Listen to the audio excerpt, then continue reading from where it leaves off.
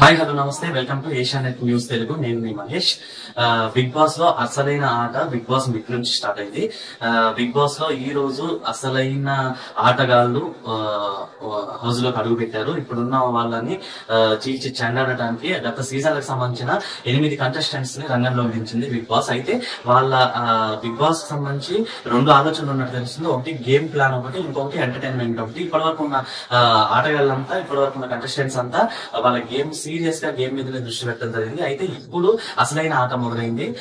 Game తో పాటు entertainment కూడా ఇవ్వాలనుకున్నారు బిగ్ బాస్. అందుకే 8 కంటెస్టెంట్స్, అది కూడా ఆట బాగా తెలిసిన గత సీజన్ కి సంబంధించిన 8 మంది కంటెస్టెంట్స్ హౌస్ లోకి అడుగు పెట్టారు. పెట్టడంతోనే పెట్టిన టాస్క్ లో ఇప్పుడున్న కంటెస్టెంట్స్ చీల్చి చెండాడని చెప్పాలి.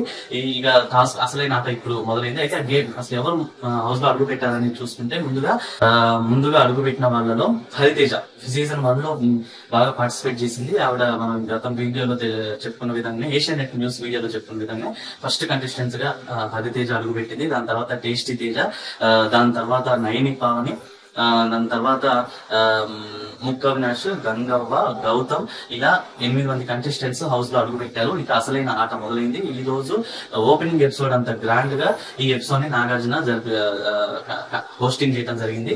ఇక బిగ్ బాస్ తెలుగు సీజన్ 8 లో అసలైన ఆట స్టార్ట్ అయిందని చెప్పుకోవచ్చు. పాత కంటెస్టెంట్స్ వర్సెస్ కొత్త కంటెస్టెంట్స్. వీళ్ళు కొత్త కంటెస్టెంట్సే కానీ పాత సీజన్స్ లో పార్టిసిపేట్ చేసిన కంటెస్టెంట్స్. ఆల్రెడీ నామినేషన్స్ వేడి కూడా స్టార్ట్ అయింది.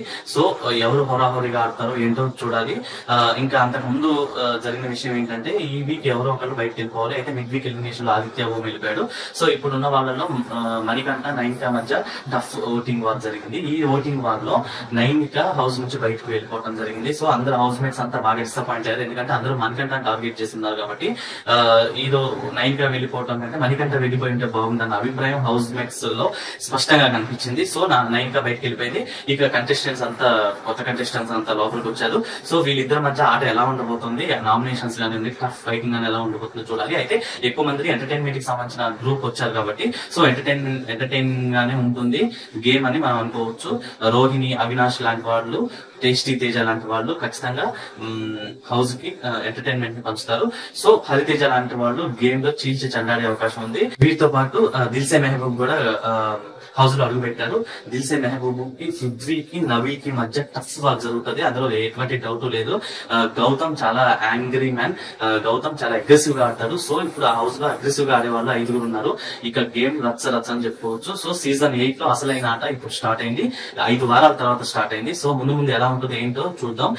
దీని గురించి మీరేం కామెంట్ చేయాలనుకుంటున్నారో కామెంట్ బాక్స్ లో తెలియజేయండి. గంగవ్వ కూడా హౌస్ లో అడుగు పెట్టింది. గంగవ్వని మళ్ళీ తీసుకురావడం ఎంతవరకు కరెక్ట్ అని మీరు అనుకుంటున్నారు, ఇది కూడా కామెంట్ బాక్స్ లో తెలియజేయండి. మినిట్ టు మినిట్ అప్డేట్స్ కోసం చూస్తూనే ఉండండి ఏషియానెట్ న్యూస్ తెలుగు. నేను మీ మహేష్.